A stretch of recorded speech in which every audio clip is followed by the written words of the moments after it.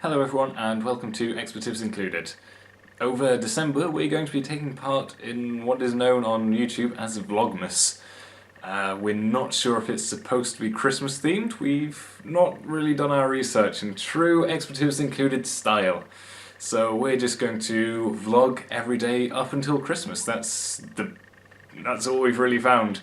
I've seen a few videos and lots of people kind of have these really fancy introductions which are all animated and they have Christmas and snowing and all that, but our budget doesn't stretch that far, so it's just going to be, as I said, a vlog every day until Christmas. So what should we talk about?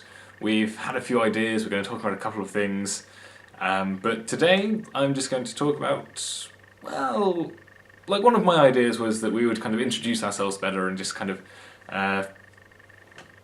maybe you can get to know us a bit better. One of my interests that we've probably talked about is Magic the Gathering, and for a long while I've been, well, what I used to do a lot was kind of go to a shop for Friday Night Magic, play Standard, play Modern, Standard, Modern and Drafts. I was decent at Standard to begin with, then kind of like the standard of Standard increased. People kind of got more into it, whereas I was still just kind of making decks that I kind of felt were more fun to play, rather than being competitive, so I kind of went downhill. Playing Modern again, I had decks that were kind of fun to play, but they weren't to the calibre of everyone else, so kind of started going downhill. The only thing that I've kind of been consistently good at is drafting, and sealed not so much. You'd imagine that drafting and sealed you would have kind of a similar... You would imagine they'd kind of... If you were good at one, you'd be good at the other, but for some reason I've always been really good at drafting, but kind of average at best when it comes to sealed. And I'm not sure why that is. I could kind of say that, oh yes, it's just because other people around can't net deck, they can't go to the internet to find out how to make decks, so when we're on a level playing field, then I'm just obviously better. But there is still kind of like a lot of luck involved in drafting, more so in sealed, and I remember with this latest set, there was one guy who pulled Ulamog. If you know much about Magic the Gathering, if you're following Standard, then you'll know that Ulamog is in sealed. It's essentially the win card, and the draft, the pre-release that I went to, he pulled Ulamog and then he won. It essentially was literally the win card for him. His deck was based entirely around draw cards, get land, play Ulamog.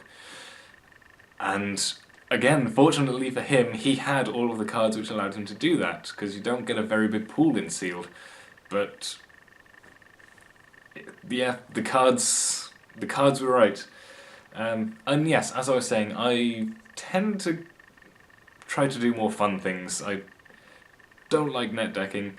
What I'm going to do for you today is I'm just going to run through a deck which I've just made right now, just before filming. For a long while, other than kind of this tournament play that I've kind of cut down a bit on, I also have a group of friends who I play with who they aren't into... I'm doing lots of ums and ahs. They aren't into tournament play. They don't kind of go to shops. They do pre-releases now and then, but that's more just kind of getting out doing something. It's not... And it's not as serious. There are people who treat Modern and Standard very seriously and will spend lots of money. These people aren't into that, so whereas for a long while I was kind of building decks for that, for 1v1 play, to go kind of head to head, they're more into kind of free-for-alls, which is kind of where I started, but that's a long time ago now, and so all of my decks do tend to be kind of aimed at 1v1, even if they kind of don't do well in that, well, with like the tournaments ready players that I play with. So with playing like a free-for-all with a 1v1 deck, you run out of steam quickly. You can kind of or you can build up quickly and then you'll be seen as the threat, and you'll kind of be picked on by everyone else because you look like you're going to win. And it's kind of it's a diplomacy game, but you're not playing with the diplomacy cards. And I've been telling myself for a very long time that I would make a deck that would be more suitable for this style of play. That's what I think I've done. This is going to be just a vlog, so it is just me rambling. I think I've rambled for far too long with all this setup. I'm tempted to start again, but I think I've been going for about 5 minutes. Now let's build up. You're getting to know me. So again, if you're into Magic, then you'll know that recently Landfall mechanic has come back. So I decided I've got lots of Return to Zendikar, Battle for Zendikar cards, so let's make a Landfall deck, and let's not use a single one of the new Landfall cards. In fact, yeah, the closest thing you could say that I have for a new card is this beauty, Avenger of Zendikar, which I don't think you can see very well. But you probably know what it does. It was in the duel deck, the Zendikar versus Allies or Zendikar versus Eldrazi. When he enters, you get a 0/1 green plant creature token onto the battlefield for each land you control, and it's got a landfall ability. Whenever a land enters the battlefield under your control, put a +1/+1 counter on all plants you control. So essentially, he comes down, you get an army of plants, and then every turn they get bigger and bigger and bigger. I've got 2 of those in the deck, and another kind of foible that I have when deck building is I like to do kind of a Highlander style of play, where Highlander essentially, if you don't know, is based on the Highlander series. There can be only one. And although I am fond of that in this deck, it's not a Highlander. I think, yes, Avenger of Zendikar is the only creature card that I have that's a multiple. So apart from that, all of the creatures are unique, but with spells, I've kind of gone for quite a few duplicates. Essentially, the deck is built around Avenger of Zendikar, so lots of the spells, I think I've got 9 spells and then 1 creature that fetch land cards. So in Magic the Gathering, if you don't know, you can kind of play 1 land per turn, and that's kind of how you scale. So the more land is basically, it's your mana base, it's the amount of magic you can cast. So you want to cast like a big spell with a massive creature or a dastardly effect, you're going to need a lot of mana. But you have to kind of build up your resources. You can't kind of start the game with a 9th level spell. So what's in this deck is cards like Rampant Growth. Rampant Growth is probably one of the most simple. This one is foil, so you might not be able to see it very well. Search your library, that's your deck of cards, for a land card, put it onto the battlefield tapped. So that's kind of a way to cheat in more land. So you can play your 1 land per turn, and then you can use a spell to get another one onto the battlefield. There are lots of cards that kind of search your library for lands and you can put them to your hand, but putting it onto the battlefield it's called ramping. You have more mana than you're supposed to. It's a way to speed up your deck, which for big multiplayer games, you're allowed more time at the beginning to build up. So it's much more kind of the late game stuff. If you kind of build up really fast and steamroll one of your opponents, then, as I said, someone else will kind of blindside you and you're out. You're a firework. You go off fast, bright, probably do damage to someone, but you fizzle after that. So, using things like Nature's Law, Rampant Growth, Cultivate, Colony Heart Expedition, I think it was Colony, yes, to build up a land base. And then, I mentioned before, Landfall. So there are certain nice effects. Sea of Sundial, of which I'm using 2. Again, I'll show you here. If I was being more professional, then I would search for the images, put them onto the footage and editing, but vlog. Whenever a land comes into the battlefield, you can pay 2. If you do, draw a card. So, you've got your 1 land drop for turn, and then say you use Rampant Growth, that gets you another land in, so you get the extra landfall effect.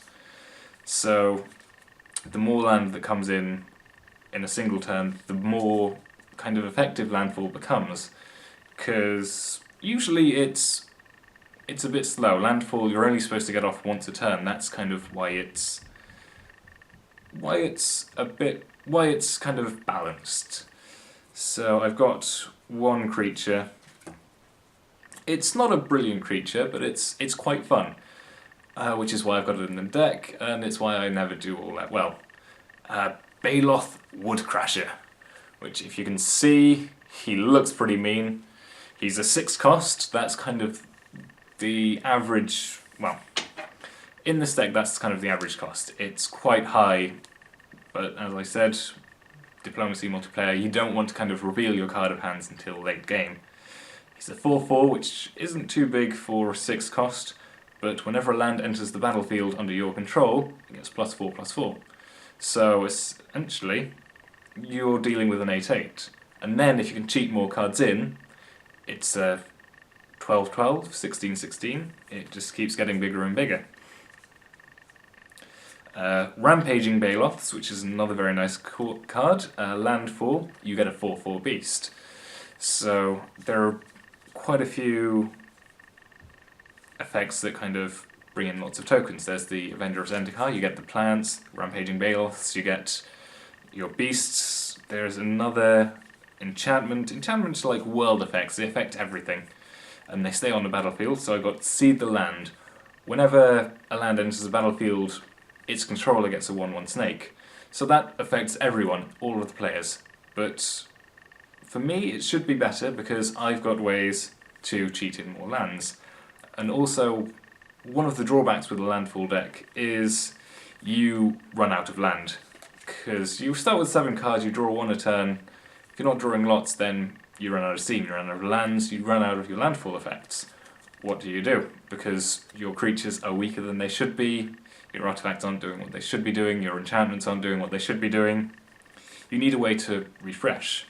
So what I kind of picked up on because of the art, Rebecca Guay is one of my favourite artists. I probably have a Rebecca Guay. Oh, just check. It doesn't look like I do. Sorry to take a few seconds there. But as I was saying, Moonfolk. So let's show you Oyo the Silent Prophet. She's very nice. Moonfolk generally have an effect where you pay a certain amount of mana, you return land and from the battlefield to your hand, and then they give you certain effects. So Uyo lets you copy spells. It can be your own spells, it can be your opponent's spells. It's very useful. It also returns land to your hand, so you can play them again, so you're always getting land drops. And then another excellent creature is Patron of the Moon. If you can see him there, he's a bit freaky looking, but he's got an amazing ability. You pay 1, so that's just 1 mana, you tap one land.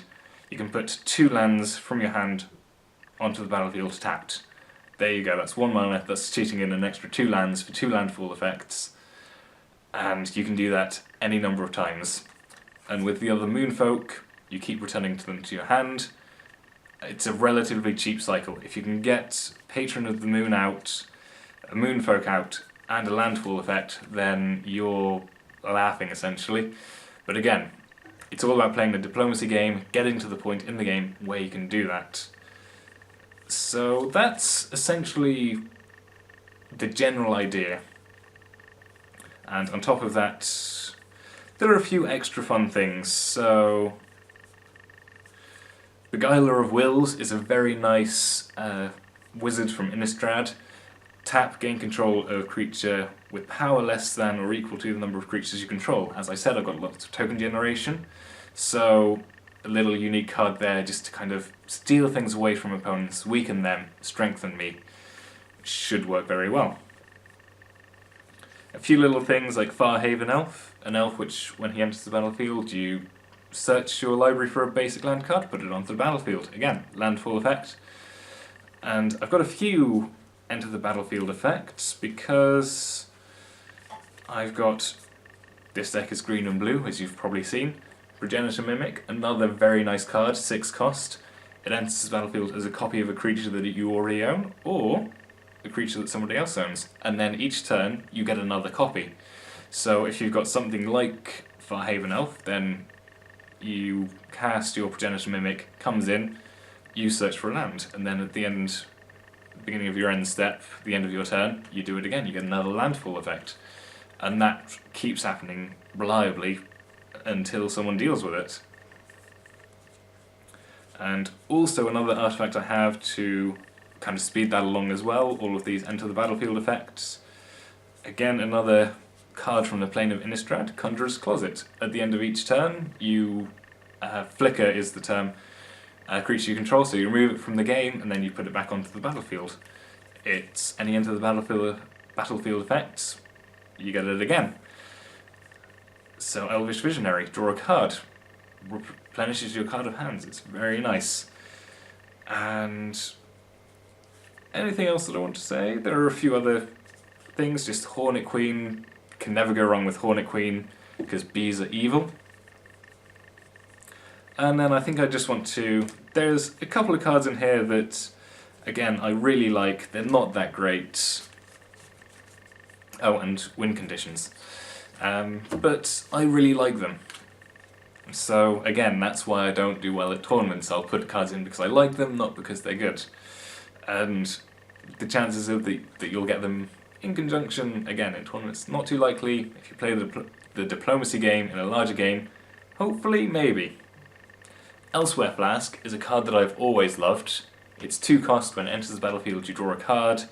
Can't flicker it with any of the effects because it's not a creature, but it replaces itself, so you can't go wrong there. And you can sacrifice it, choose a basic land type, so there are 5 basic land types: forests, mountains, islands. I'm using forests and islands, green and blue. Each land you control becomes that type until end of turn, which, when you're running kind of 2 colours, it can be good, because it's a colourless spell, so you don't need a specific colour, but you do need specific colours to cast certain spells. And also, so essentially, if you've got all green mana but lots of blue spells, Elsewhere Flask, you can cast all of your blue spells. However, it's same set, plane of Eventide, Howl of the Night Pack, which is a very nice card. Put a 2/2 green wolf creature token into play for each forest you control. So essentially, however many lands you control, if you've got Elsewhere Flask, you get that many tokens. To end game, if you've been ramping, if the deck's been running as it should, you should have loads of lands. Yeah, you just get an army of wolves. Again, you're laughing. Win conditions, of course, Avenger of Zendikar, getting the plants, getting the lands, you just overrun them. Archetype of Imagination, all of your creatures gain flying, so essentially they can't be blocked. You have your army and you completely bypass your opponents. You go in for a combat damage win, overrun, all of your creatures get bigger and gain trample, so even if they are blocked, they're still going to deal damage to your opponents. It's a great... it's always a fun game ender. It's sorcery speed, so there are different speeds. Sorcery speed means that people know kind of what's coming. Instant speed, basically, you could instant speed of tricks. So Might of Masses, again, if things have gone right, then I'll have lots of creatures down, lots of tokens. Might of Masses, target creature gains +1/+1 until the end of turn for each creature you control.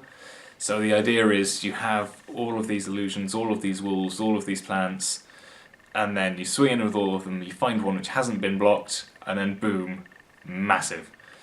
Hopefully you're attacking their weak point, massive damage, and there's nothing that they can do about it. Not a lot to stay alive, there is a few Moonfolk effects, but also Fog. It's a cheeky little instant card, 1 cost, prevent all damage. So if someone else is going in for a big attack on you, Fog, it's all been for naught, and hopefully they've left themselves open for a counter-attack. I imagine that I've probably not been descriptive enough to let anyone who's not sure on Magic kind of have any idea what I'm doing, and I'm sure that I've rambled on far too long for anyone who is interested in Magic to really care, but it's a deck, I'm hoping it works quite well in an open game. It's been a very long while since I've had to build a deck like this, so I'm going to try it out tomorrow. Hopefully it'll go okay, hopefully, because I'm running a lot of spells. I'm not running much land because I've got lots of effects that kind of search out land. So it's probably going to need a bit of tinkering, but you get the general idea. Hopefully you think it's a fun idea, maybe you'll try something similar, and I don't know, I'm just hoping that you think it's a decent idea, and I'm hoping that it goes well. And that's a little bit more about me. I'm into Magic the Gathering, I'm into fun decks, I like a Highlander setting, even though most people, lots of people don't go for it. Unless you're playing Elder Dragon Highlander or Commander, in which case it's the rules, you have to go only one copy of each card. That's the only kind of way that you can get people to fall into the Highlander setting. So yes, that's a little bit more about me. That's my deck that I'm hoping is going to go very well. I hope you think it's a fun idea, and you'll see Keir tomorrow for the second day of Vlogmas, and we're going to alternate day after day. Thank you for listening, and I'll see you in 2 days' time.